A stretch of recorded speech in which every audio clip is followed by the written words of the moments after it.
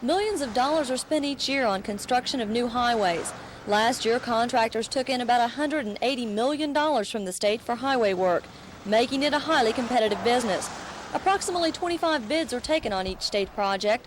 Oklahoma County alone spends about $12 million on new highway construction. Bids for Oklahoma County projects average about 6. The contractor with the lowest bid gets the job. The Justice Department alleges, however, that even those low bids may be too high if they're rigged. But Paul Clower, Oklahoma County engineer, says bid rigging would almost be impossible. If the contractors were indeed to collude on a job, that means that all of them would have to, or it wouldn't have too much significance. And with the number of contractors that we have bidding, each of them trying to get the job for himself, it's pretty unlikely that they're going to agree that we'll bid such and such so that you can get that job. Now, it's not to say that it's not possible, because anything's possible to do. The county engineer says Oklahomans have paid fair prices for their highways, but he notes that just like any system, it's not foolproof. What problems exist within that system are now the target of the Justice Department's probe. Debbie Mash, Action 4.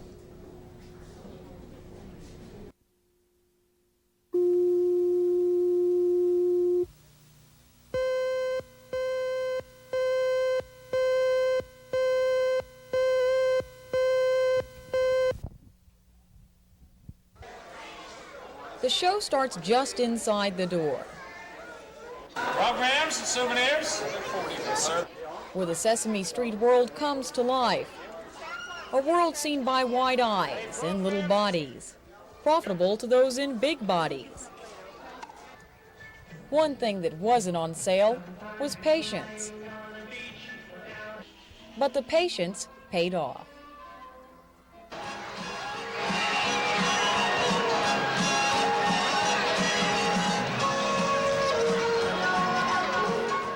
Soon the lovable residents of Sesame Street were coming on stage, a group of characters only children could love. The stars of the show are Ernie. Did you come to see the show? Oh, good! Isn't that a coincidence? So did I. Bert, and of course Big Bird.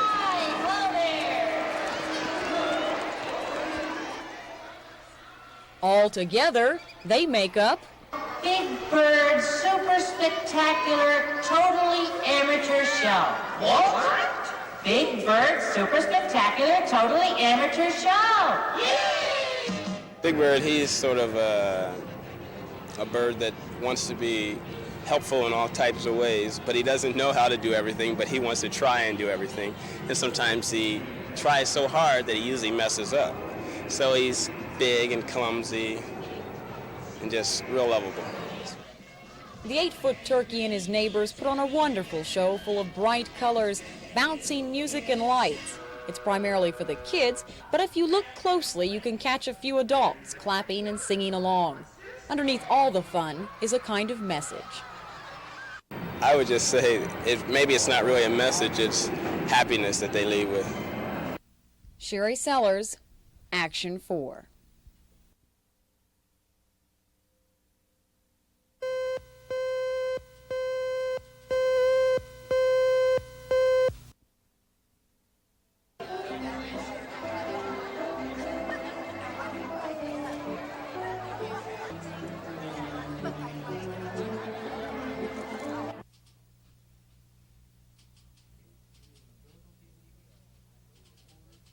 I personally, I've studied the budget quite a bit since it came out. I like the trend of we're starting to see spending being reduced. It was compounding at like 17% per year. This year we're looking at about 10% growth, and next year about a 5% growth. So at least we're starting to begin to control the growth in federal spending. That's a step in the right direction. And I like the allocation too. We are starting to spend more money for defense. I think we needed to. You know, we've got some serious threats, and we've actually seen defense spending over the years decline as a percentage of the federal budget. Now we're seeing an increase as a percentage. I think that's a positive thing. I do think we need to cut further in every area. You know, we are looking.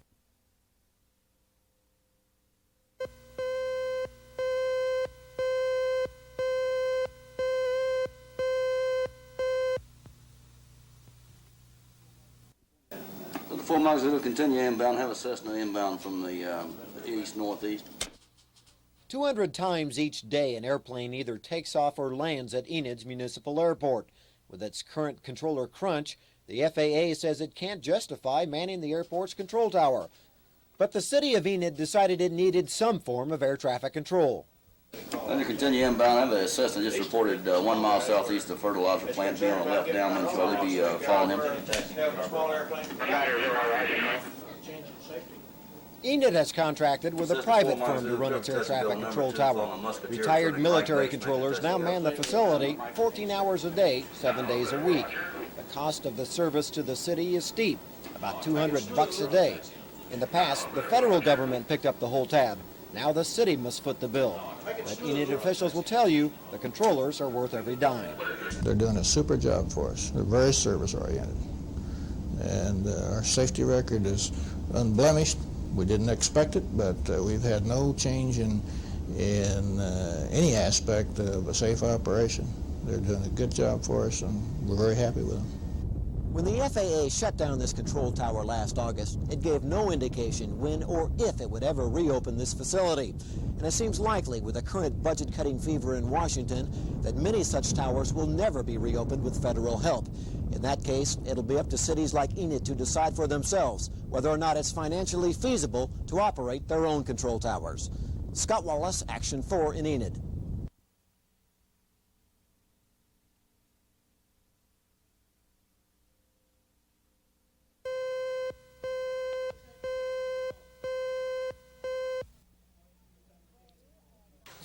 Twenty and 9 makes 29, and 7 would be 30 what? 36. Mrs. Ima Adkins, teaching math to her 4th graders at Harrison Elementary School. She has been teaching 31 years. Now then, we have a different problem. Mrs. Adkins will be retiring at the end of this school term. She remembers her first salary at $90 a month. Back then, people would have laughed if someone even suggested there would ever be a shortage of teachers. But that is exactly the prediction of the president of the Oklahoma Education Association. The OEA says Oklahoma's teachers are getting paid 30% less than people in other businesses. Weldon Davis thinks a $3,000 boost in pay would help change that statistic. That's right. There's no question but that there is money available to fund this particular program. It is not an unrealistic figure. Someone said, why didn't you pick a higher figure, 5,000 or so? Well, what we're looking at is a figure which was realistic, which was needed to help bring us up and to cross the differential and make us competitive with private business, which I think is realistic for us to do. And the OEA says some schools may not be able to open their doors in the near future because of all the teachers they're losing in the areas of math, science, and the industrial arts. They say the $3,000 figure is realistic in order to keep teacher salaries competitive with those in private business. Bella Shaw, Action 4.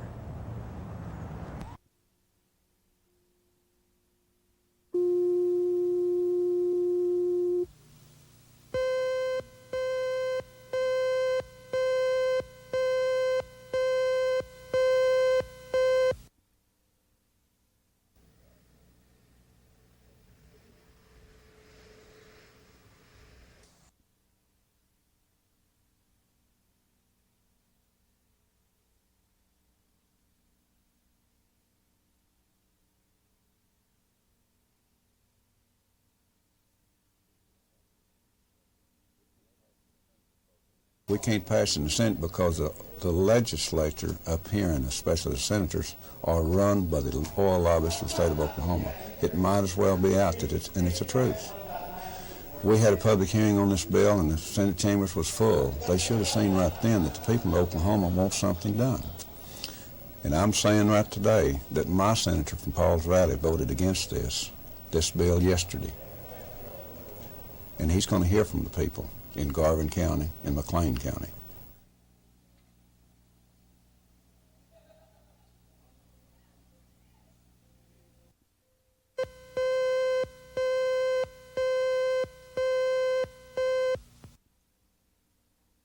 Our constitutional rights and our rights guaranteed us by the Bill of Rights to freedom of assembly. You know, and what we're planning is definitely a peace, but we are definitely going to have a rally. There are people that are coming in from around the state to participate in this rally. It's absolutely abhorrent to us that this Reagan administration would ask us to suffer budget cuts when a lot of the money that is going to be saved through these budget cuts is going to go right into the war machine, is going to go into the Pentagon, and some of that money is going to be used to be sent down into South America to fight Indian people. The United States government is asking Indian people in North America to sacrifice and give up services so that the United States government will have more money to go into South America to kill other Indians, and that is absolutely absurd.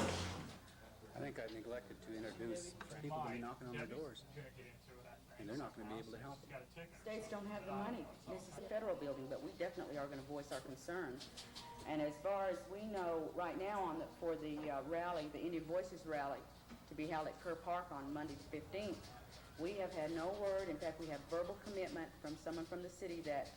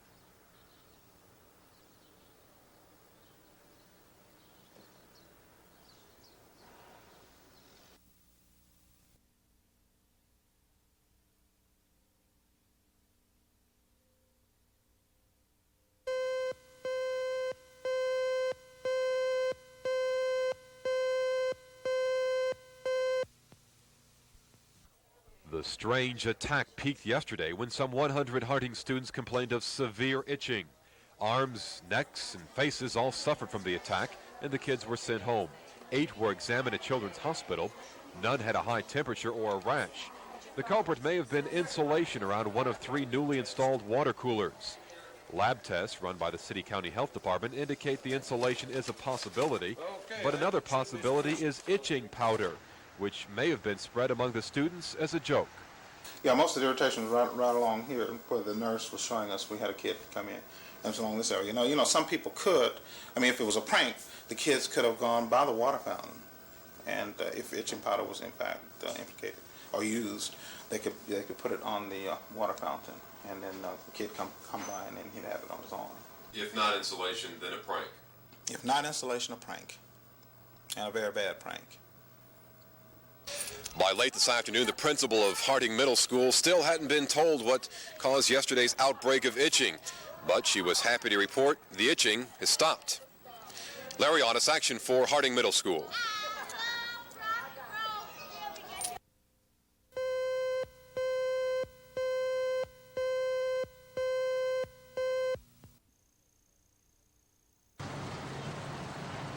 Details are still sketchy, but Oklahoma City police were called to a residence on Southwest 30th Street this afternoon when 2 brothers were shot.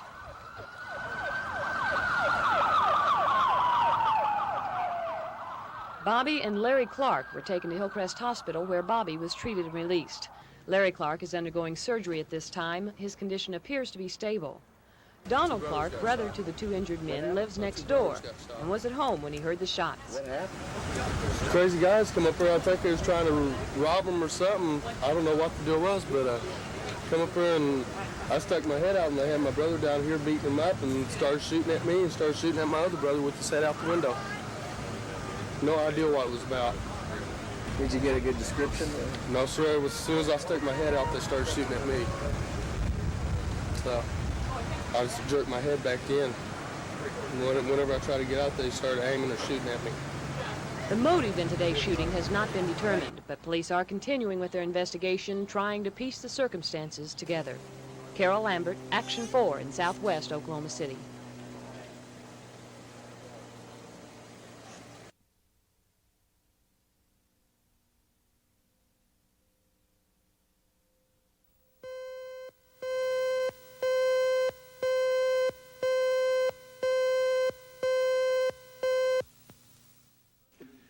finally, on a bold... Earlier this year, during his State of the Union speech, President Reagan spoke of a new partnership between the states and the federal government. When he speaks to the Oklahoma legislature Tuesday morning, he will be talking about the same thing. It'll be a short speech, only about 30 minutes, but preparations for the visit have been underway for weeks. Yesterday afternoon, technicians were busy putting the final touches on the House of Representatives gallery. Special TV lights were installed to make the president more photogenic. Special safety chains go on the lights near the speaker's platform to make sure they don't fall on him. And twin teleprompters stand ready in case he forgets his speech. White House communication staffers have checked and rechecked their recording equipment to make sure they pick up every word the president utters. And press phones are in place so that reporters can report every word to the rest of the country.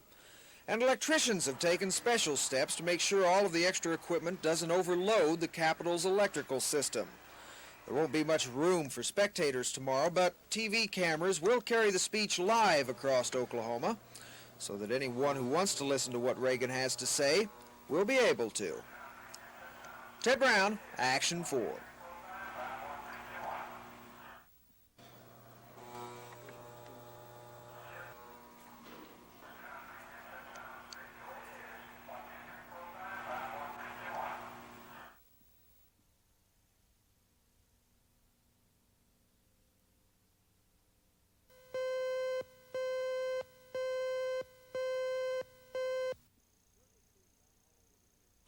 Work is being done all over the state capitol to make President Reagan's visit here a successful one. Lights have gone up inside the House of Representatives where the president will address a joint session of the legislature. Reagan hopes to illuminate the lawmakers on his proposed new federalism, a program that has the support, in philosophy, of most of the legislators and the governor. But the legislators want to hear the details of the program before they commit themselves to approval. I think many of the legislators are at this time saying we want to hear the whole package.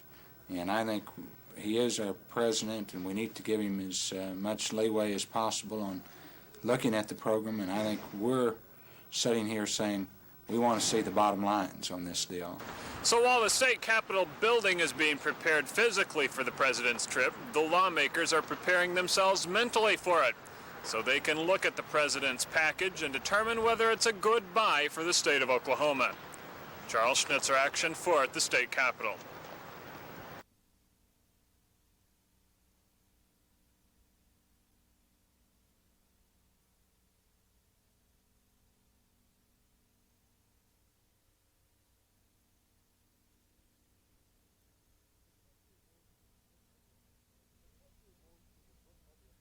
The twister roared through the Brook Mobile Home Park in northeast Ada shortly after 6 o'clock tonight. It looked like a bomb had been dropped. Dozens of trailers were demolished. At least 35 people were injured by the twister. Some of the injured had to bind their own wounds while they waited for medical attention. Several critically injured patients were transported to Oklahoma City hospitals. At least 3 people remain in critical condition at this hour. Emergency vehicles continue to evacuate the injured as relatives gather at Valley View Hospital in Ada, waiting for word of what happened to their loved ones. We have another Action 4 news crew in Ada at this time. They'll have the latest on the disaster situation on Action 4 AM. Scott Wallace, Action 4 in Ada.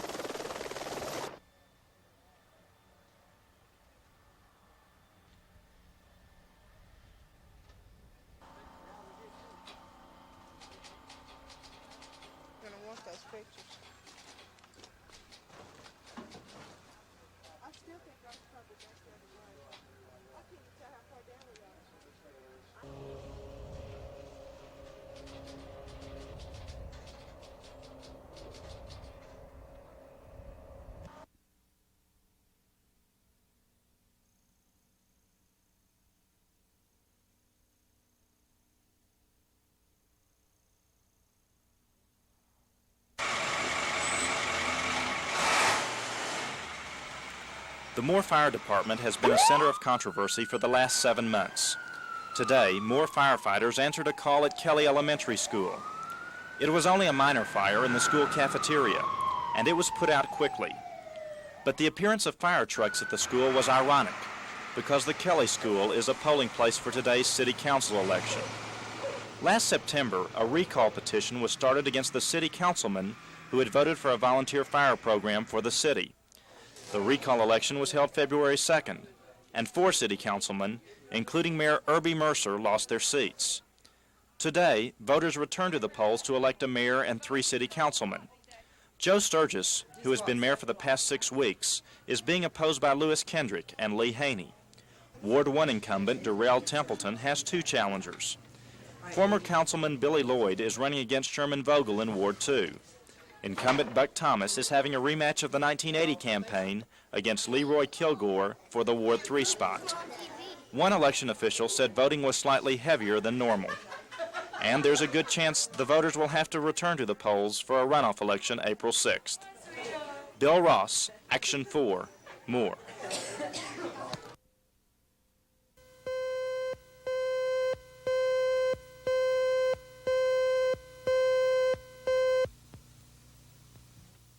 It may be costing Oklahoma City residents more to have their garbage picked up. That's because city leaders have estimated the city is basically paying $2.6 million from its budget to subsidize garbage pickup in Oklahoma City. In order to reach a break-even point, the current curbside service would have to be raised from $4.25 to $7.25 a month. And there has been talk of cutting back the number of pickup days to 1 a week. City Manager Scott Johnson says the city must do what it can to raise money. But there isn't any revenue obtained in investigating murder cases. There's no revenue obtained in putting out house fires. But it is possible to get revenue through collecting garbage. Well, why should we be subsidizing garbage collection and having difficulty providing enough funds for other services? Johnson says there's no need to worry about rate increases yet. How to manage garbage pickup in Oklahoma City is not a new subject, and city leaders have tended to deal with this issue the same year after year, which is to leave well enough alone. Ed Stewart, Action 4, Oklahoma City.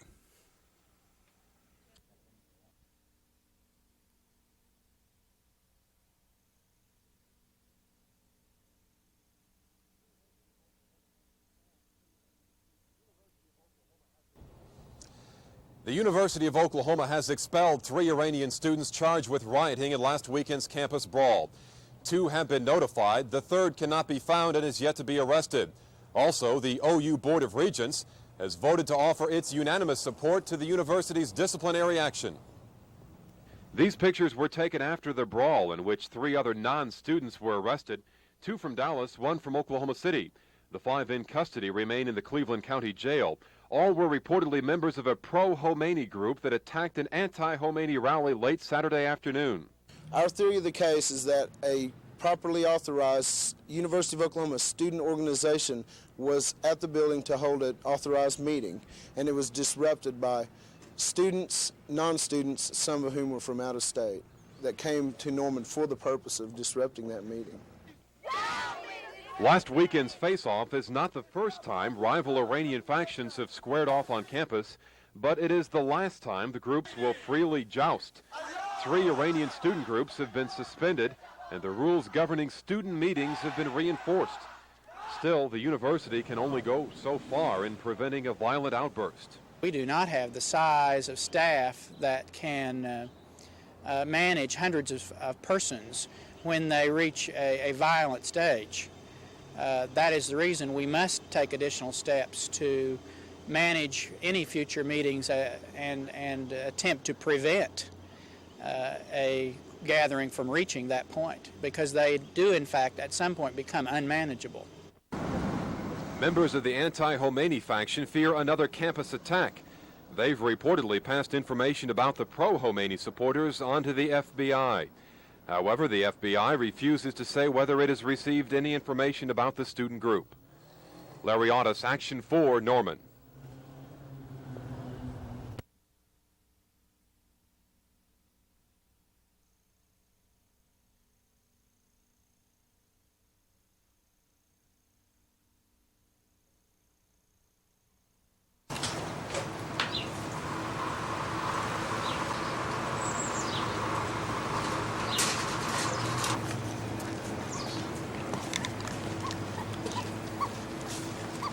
He's convinced that the camera is its mother.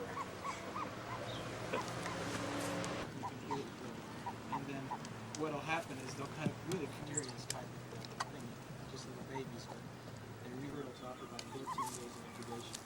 Because you're counting, and then you can see the embryo grow, and if it doesn't grow, if the egg doesn't lose potential brothers and sisters, if that's what you mean.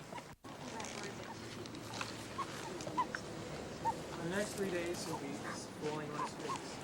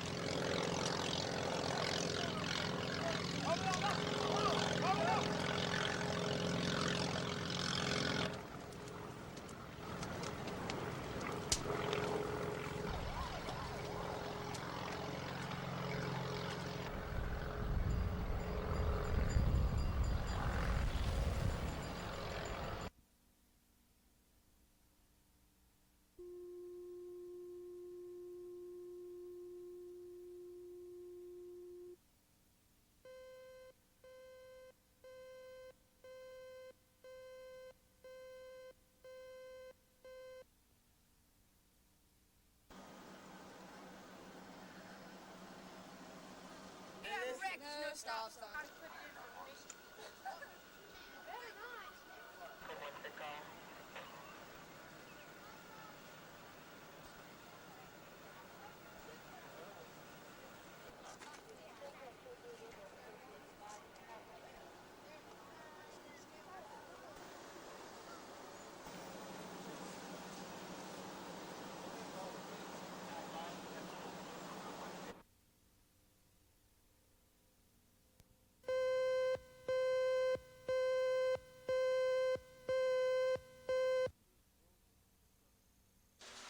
The explosives were discovered missing from this Army ammunitions plant in McAlester.